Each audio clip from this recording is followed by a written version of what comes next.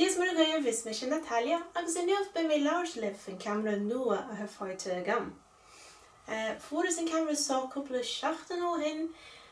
tuis go raibh a gur ringin de friúil ón GoPro ha úsáid a gcuin an tamar fad, agus há go leor an taistil sa ceamara sóig gan paráid leis an GoPro. Mar hampla ha sin an zoomálisteach a rudaí, ní bhíonn se leathan an tamar fad, agus is féidir tá níos mó rána ann ó hih socrathe agus mar sin de.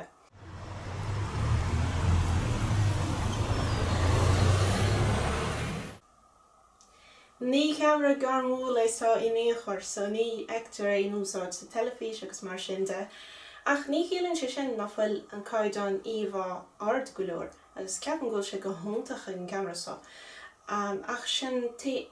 locht is mó hang an ceamara só le bheith fearnach ná an chuí a úsáid ré, agus ní féidir mar hampla go leor a cheangailt leis, aber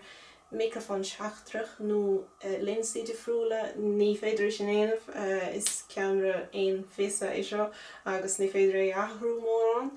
Agus chamála sin ní féidir leasa na rána ar fad th fáil a úsáid san am céanna sa bhí seán, so mar hampla a háta déanamh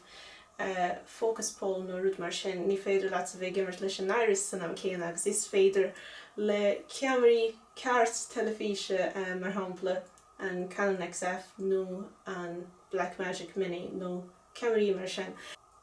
Se an bua is mó hag an ceamara só I mthórmse ná ghfuil se dochreidte seasfach, so ní gád it Seastán ó úsáid leis an ceamara só inéachar seachas má háta gur físeán gan éon grúiseacht inéachar a dhéanamh. Ach má bhíonn tú ag siúl agus ag taifead leis an ceamara só san am céanna, ní bheidh sé creth riamh, so bheidh sé boga, beag an íomh ag boga dar nó ach ní bheidh sé creth. Agus ceapan go sé sin dochreid ann, níl le héad fecha gan in ceamara eile riamh, so le ceamaraí níos costasaí agus níos trima dá bhar caithe tú Seastán nó gimbals agus rudaí de friúla a úsáid chunaí cumad soccer agus leis an gceann ní gáid.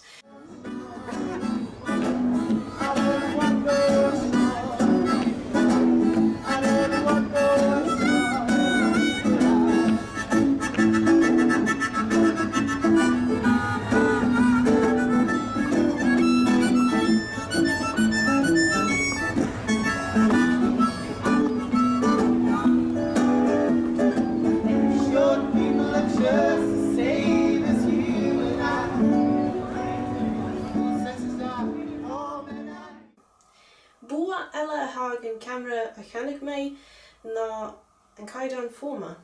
agus céannach maiile cheannachid ceamaradóirí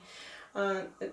microfón a hagan leis an ceamara úsáid duna físeán, ceapan ghfuil an ceann go maith I gcóir atmos amháin, so sin fuamanna mór haimpleir sa mar hampla fuamanna an nádúir nó ceoltóirí stráide nó daoine ag labhairt le chéile haimpleoirt.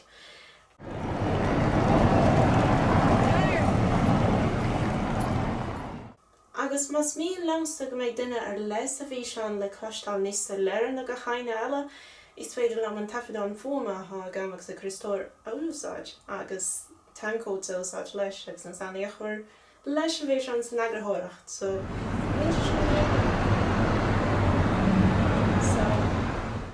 Mála mé go mór do go chainethe tos nó amach mar a dúirs me, agus tásúla an gur bhain sé tainmh as an bhí seán so, má thá ceistena a gcuibh cuairigí tráchtainna sa bhí seán agus beir mé ragart agus is féidir linn